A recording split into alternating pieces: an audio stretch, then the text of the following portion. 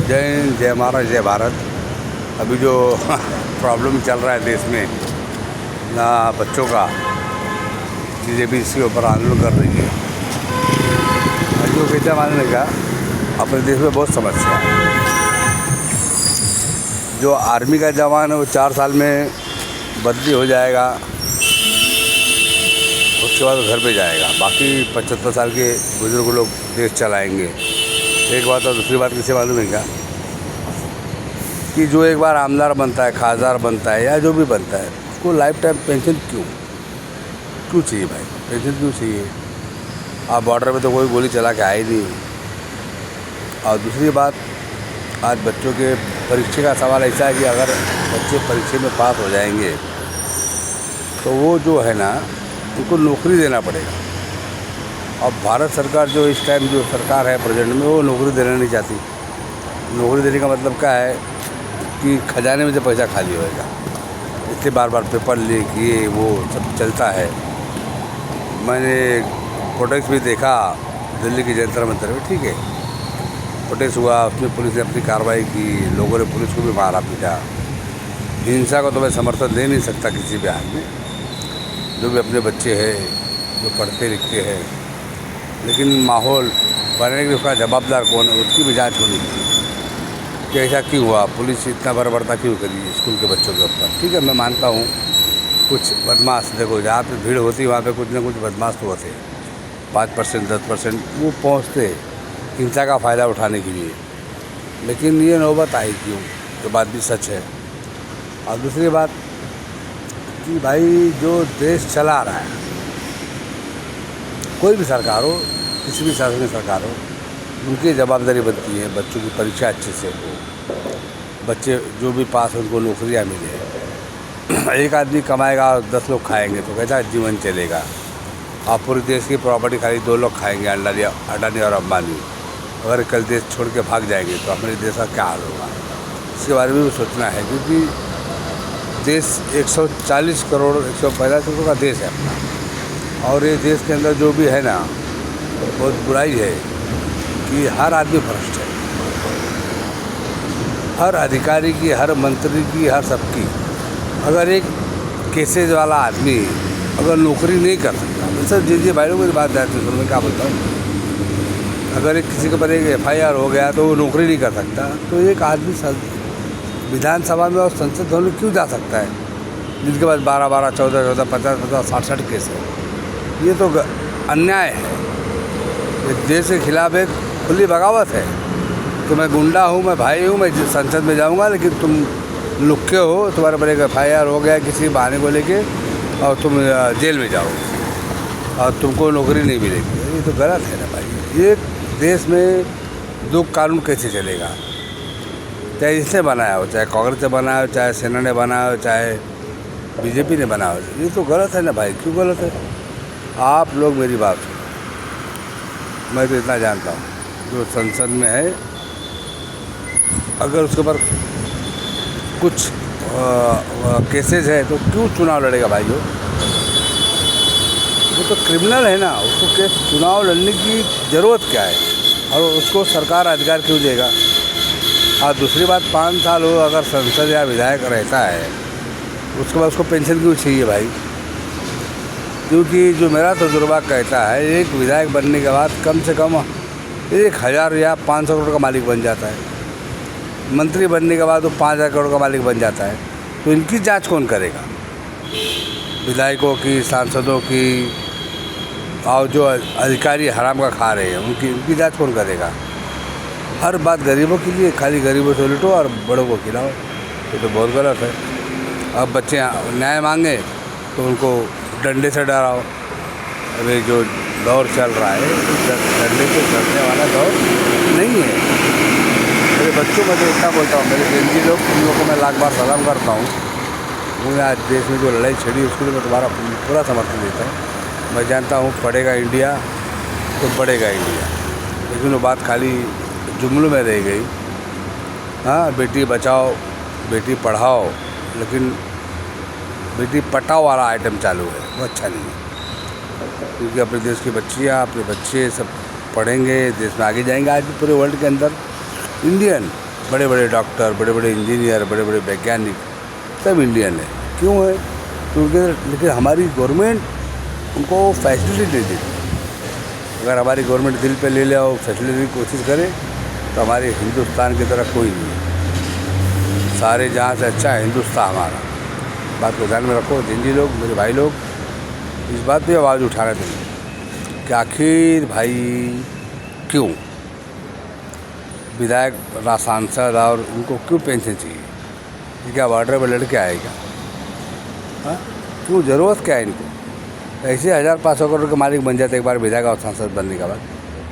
ये बंद होना चाहिए। ये पैसा, इनका पैसा बंद करो और बच्चों के एजुकेशन में डालो। मेरा तो यही कहना है। ये पैसा बंद करके बच्चों के एजुकेशन में डालो। बच्चे पढ़ेंगे तो अपना देश आगे बढ़ेगा। और अपना भारत देश महान है भाई। कुछ हरामखोरों की वजह से अपना देश बदनाम हो गया है। और मैं तो ये भी जानता हूँ जो अधिकारी गलत में पैसे की रिश्वत में पकड़ा जाता है तुरंत उसको सस्पेंड नहीं, बर्खास्त करो। बर्खास्त करने के बाद सीधा उसके घर पे ईडी और सीबीआई भेजो। उसकी प्रॉपर्टी की जांच करो, कितना पैसा रखा आता के नाम पे, कितना भाई के नाम पे, भाभी के नाम पे, माँ के नाम पे, मौसी के नाम पे, दिखना चाहिए ना। लेकिन क्या और अपने देश में कैसा मालूम है क्या? आदमी के हिसाब से यहाँ दवाई वो ठीक नहीं है। वो देश के लिए बहुत बुरी बात है। आमदार खासा का फंड कैंसिल करो। वो पैसा बच्चे लोग को पढ़ने के लिए दो। क्यों चाहिए आमदार खासा को पैसा? कौन सा तीर मार के आए? जनता ने जीता है, जनता की जान पे जीत के आए, 5 साल मजा किए, फिर हार गए। उनको पेंशन क्यों चाहिए भाई? क्या ज़रूरत है उनको पेंशन की? हाँ, बॉर्डर पर लड़ाई थोड़ी क्या है कि 47 का मुकाबला थोड़ी क्या है? बच्चे गांडू वहाँ लड़े। आज बच्चे आज झगड़ा किए, किलो वाली लाठियों से मार खाई बच्चों ने, आंसू गैस के गोले झेले, AK-47 चली बिहार में, बच्चों ने गोलियां खाई। तो उनका हक भाई। और जो भी है भाई, जब मेरी बात सुनो, देश बहुत वाकई में बहुत बुरी संकट से है और इसको वो लोग दबाना चाहते हैं। राहुल गांधी जिन के बच्चों की आवाज़ उठा रहे हैं, पूरा विपक्ष आज आवाज़ उठा रहा है कि बच्चों को न्याय मिले और न्याय मिलना चाहिए। कोई मेहरबानी थोड़ी कर रही कोई सरकार, क्योंकि बाप के घर से पैसा दे रही क्या? गवर्नमेंट का टैक्स है, गवर्नमेंट का पैसा है। बच्चों को पढ़ाओ, अपना देश आगे बढ़ेगा। और बेवकूफ़ बनाने का टाइम ख़त्म हो गया है।